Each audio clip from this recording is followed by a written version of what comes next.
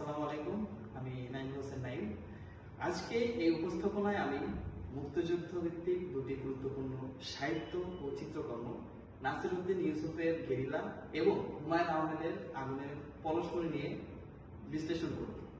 এই দুটি রচনা একই ঐতিহাসিক প্রেক্ষাপটে নির্মিত হলেও সময়, দৃষ্টিভঙ্গি এবং অধ্যয়ন ভিত্তিক কারণে ভিন্ন দুটি তাৎপর্য বহন করে। এখন আমরা সাদৃশ্য নিয়ে কিছু আলোচনা করব। উভয় রচনায় কেন্দ্রীয় বিষয় হলো 1971 সালের মহান মুক্তিযুদ্ধ। এখানে যুদ্ধকে কেবল সামরিক সংঘর্ষ হিসেবে নয়, বরং মানুষের অস্তিত্বগত ও মানসিক অভিজ্ঞতা হিসাবে উপস্থাপন করা হয়েছে। যুদ্ধের ভয়, অনিশ্চয়তা, সাহস ও আত্মসংঘাত এই উপাদানগুলো দুই রচনাতেই গভীরভাবে প্রতিফলিত করা হয়েছে। এই রচনাতেই যুদ্ধের ভয়াবহতা ও গণহত্যা নির্মিত বাস্তবতা অত্যন্ত সংবেদনশীলভাবে চিত্রিত হয়েছে।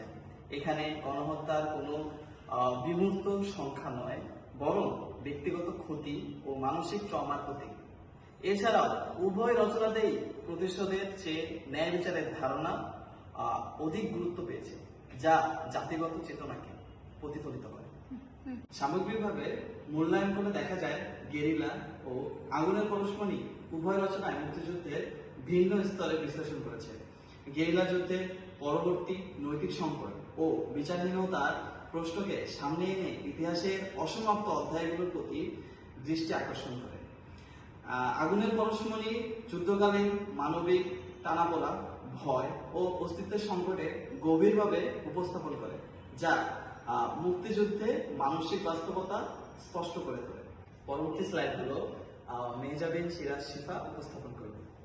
আমি এখন দুটি রচনার মধ্যে বৈশিষ্ট্যসমূহ উল্লেখ করছি। আগুনের পরশমণি সরাসরি যুদ্ধকালীন অভিজ্ঞতার বর্ণনা দেয়, যেখানে আতঙ্ক ও অনিশ্চয়তা সর্বদা উপস্থিত। অন্যদিকে গেরিলা যুদ্ধ পরবর্তী বাস্তবতায় দাঁড়িয়ে স্মৃতি, ক্ষয় ও বিচার প্রক্রিয়ায় দীর্ঘসূত্রতা তুলে ধরে। মূল্যায়নের দিক থেকে বলা যায়, গেরিলা বিজয় পরবর্তী সময় ন্যায়বিচারের প্রশ্নকে সামনে এনে রাষ্ট্র ও সমাজের আত্মসমালোচনার মুখোমুখি দাঁড় করে।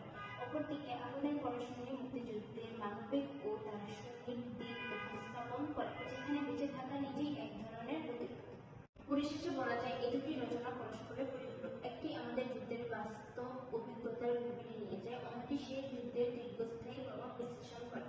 ফলে এই রচনাটা মুক্তিযুদ্ধকে কেবল একটি ঐতিহাসিক ঘটনা নয়, বরং একটি চলমান মানবিক ও নৈতিক